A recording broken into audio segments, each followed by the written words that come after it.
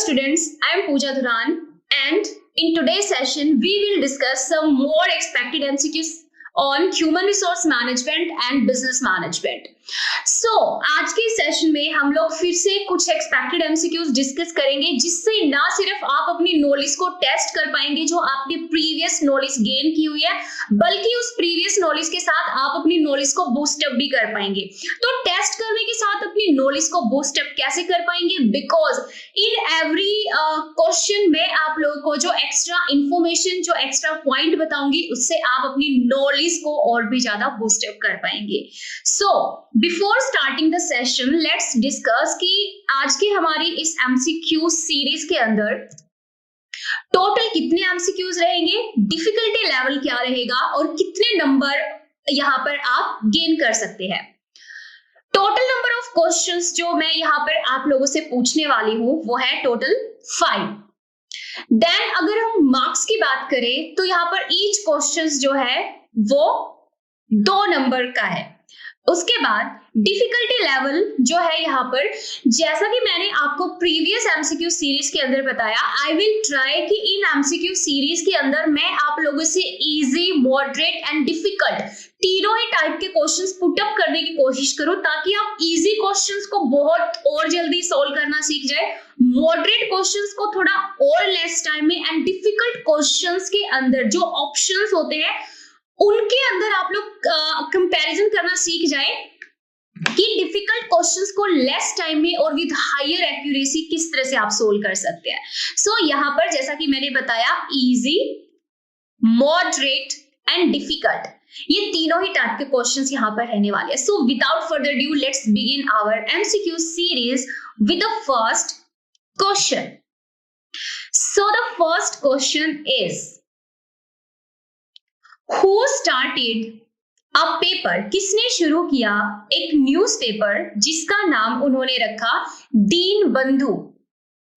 ठीक है, for working class. Working class का मतलब है जो वर्कर्स वगैरह, जो एम्प्लॉय वगैरह होते हैं, स्पेसिफिकली उनके लिए ये न्यूज़पेपर चलाया गया जिसका नाम दीन बंधु था। और इन्हीं सेम पर्सन ने बॉम्बे मिल्स हैंड्स यूनियन जो है उसको भी क्या किया था, क्रिएट किया था इन 1890। तो ये दोनों ही काम करने वाला एक ही पर्सन है, तो आपको उस पर्सन का नाम बताना है। Option A doctor Bhimrao Ambedkar, option B mister N M. Lokhande, option C doctor Manmohan Singh जो कि हमारे फॉर्मर प्राइम मिनिस्टर रह चुके हैं, and option D none of these. So इस क्वेश्चन को पुट अप करने के पीछे का मोटिव ये है guys, if we are studying workers participation in management, if we are studying collective bargaining, तो वर्कर से रिलेटेड इन टॉपिक से रिलेटेड अगर एक दो इंफॉर्मेशन हम लोग थोड़ा एक्स्ट्रा कर लेंगे तो इससे ना हम एग्जाम के अंदर थोड़ी हाई स्कोरिंग कर सकते हैं। So here our answer is option B. Doctor N M. Lokhande ने ये न्यूज़पेपर लॉन्च किया था एंड उन्होंने ही जो बॉम्बे मिल्स हैंड यूनियन है उसको भी रजिस्टर्ड करवाया था इन 1890. So option B is the right answer. Let's move on to the next question. Which of the following, इनमें से कौन सी problem is not of the trade unions in India? इनमें से कौन सी प्रॉब्लम ट्रेड यूनियन जो है वो फेस नहीं करती इंडिया के अंदर? Option A size of the firm, option B weak finance of the union, option C inter union, and option D performance.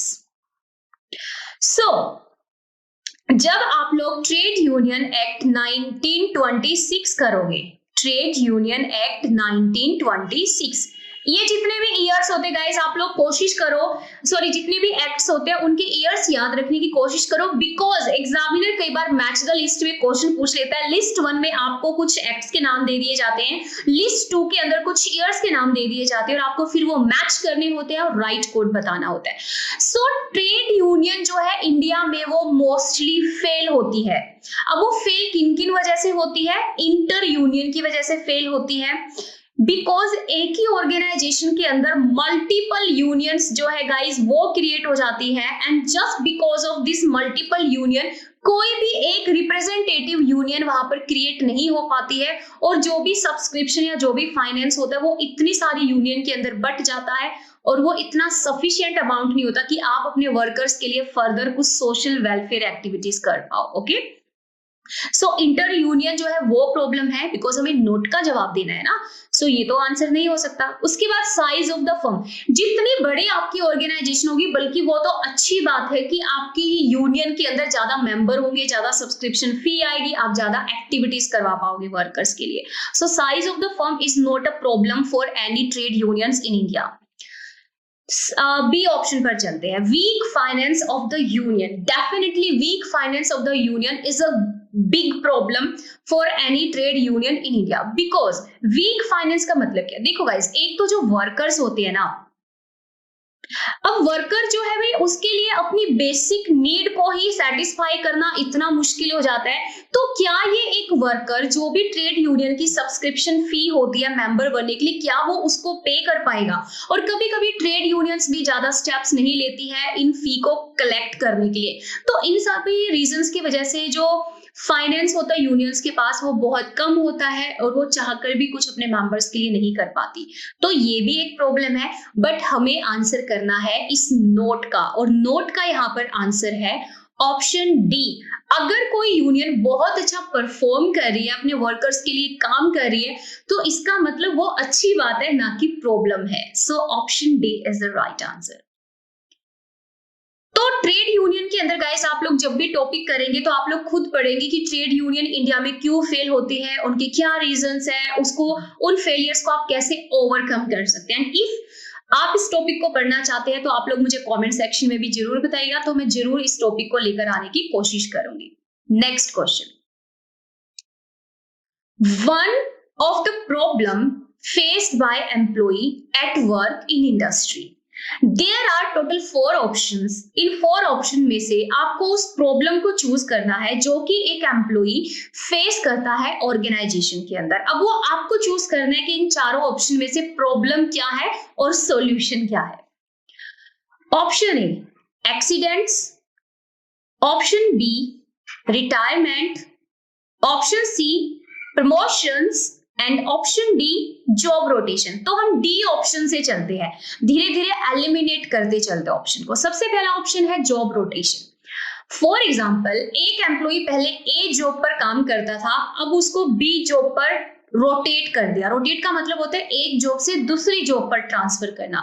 देखो, there is a huge difference between transfer and rotation. Transfer का मतलब होता है एक branch से दूसरी branch में transfer करना। पहले आप दिल्ली के ब्रांच में काम करते थे, अब कंपनी ने आपको चंडीगढ़ वाली ब्रांच के अंदर ट्रांसफर कर दिया। बट जॉब रोटेशन का मतलब होता है एक जॉब से दूसरी जॉब पर ट्रांसफर करना, रोटेट करना। क्योंकि कई बार क्या होता है गाइस, अगर आपको मार्केट के अंदर आपको जैसे एम्प्लॉय चाहिए वो नहीं मिलते, तो इस जॉब रोटेशन की वजह से आपके जो एम्प्लॉय होते हैं वो कंपनी के मोस्ट ऑफ द टास्क को करने में अच्छे खासे कुशल हो जाते हैं, एफिशिएंट हो जाते हैं, तो आप इन्हीं वर्कर्स को फिर यूज करते हो नेक्स्ट जॉब्स पर हायर करने के लिए। तो job rotation basically is not a problem guys, तो ये तो आंसर नहीं है। उसके बाद सी ऑप्शन पर चलते हैं, प्रमोशन। आपको क्लर्क से मैनेजर या पीओ बनाया जा रहा है, तो क्या ये प्रॉब्लम है? तो ये भी प्रॉब्लम नहीं है, एम्प्लॉय के द्वारा फेस की जाने वाली। उसके बाद है रिटायरमेंट। आपने किसी ऑर्गेनाइजेशन को, किसी गवर्नमेंट ऑर्गेनाइजेशन को आपने 50 to 60 इयर्स अपने दिए, अब आपको रिटायरमेंट मिल रही है, अब आप अपनी लाइफ में कुछ आगे सोच सकते हो, आपको रिटायरमेंट फंड मिलेगा, तो रिटायरमेंट भी प्रॉब्लम नहीं है। बट एक्सीडेंट यहाँ पर डेफिनेटली प्रॉब्लम है। ठीक है, so option A is the right answer, because आपसे प्रॉब्लम पूछिए ना कि एम्प्लॉय के द्वारा यहाँ पर कौन सी प्रॉब्लम फेस की जाती है। चलिए नेक्स्ट क्वेश्चन करते हैं गाइस। Method of securing. इस क्वेश्चन को करने से पहले आप लोगों को मैं एक बात बता दूं गाइस, कभी कभी क्या होता है, क्वेश्चन जो होता है वो इजी होता है, लेकिन एग्जामिनर ने ऑप्शंस को किस तरह से सेट किया है।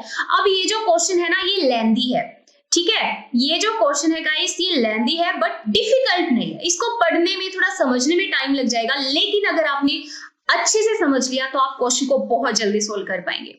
सो आपसे ये पूछा है कि विच ऑफ द फॉलोइंग, इनमें से कौन सा मेथड जो है वो वर्कर्स का पार्टिसिपेशन का मेथड है in management. Workers participation in management का मतलब होता है कि भी आप वर्कर्स से रिलेटेड जो भी मैटर्स होते हैं उनमें आप अपने वर्कर्स को पार्टिसिपेट करवाएंगे। और अगर आप अपने वर्कर्स को पार्टिसिपेट करवाते हैं ना तो डेफिनेटली वहां पर स्ट्राइक्स, लॉकअप्स एंड ट्रेड यूनियंस बनना अपने आप ही बंद हो जाती है। सो आपको ये 3 ऑप्शन दिए गए हैं, इन 3 ऑप्शन में से चूज करके आपको बताना है कि कौन कौन से मेथड्स हैं यहाँ पर। Option A suggestion scheme, option B joint consultation, option C ABC analysis. अब आपने 3 पॉइंट पढ़ लिए। अब इन तीनों पॉइंट में से यू हैव टू डिसाइड कि which of these options workers participation in management technique है।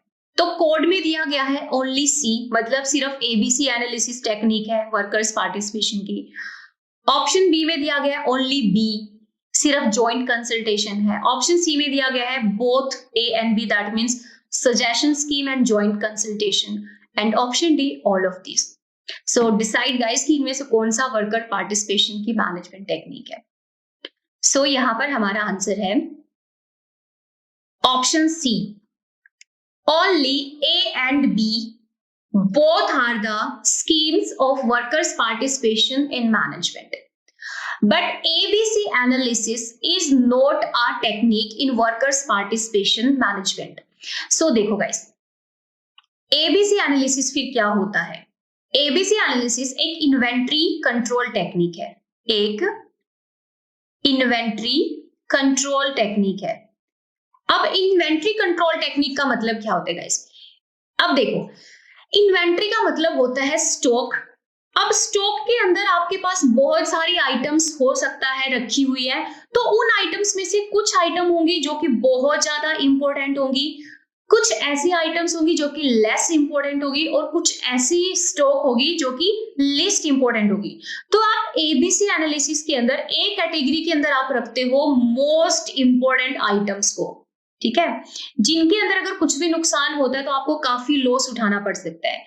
बी के अंदर आप रखते हो जो लेस इंपॉर्टेंट स्टॉक होता है, और सी के अंदर आप उस स्टॉक को रखते हो जो कि लीस्ट इंपॉर्टेंट होता है। मतलब अगर इस स्टॉक को थोड़ा बहुत नुकसान हो भी जाए वेयर हाउस के अंदर या गोदाम्स के अंदर तो आपको ज्यादा नुकसान नहीं होगा। So this is an inventory control technique, ना कि workers participation in management technique.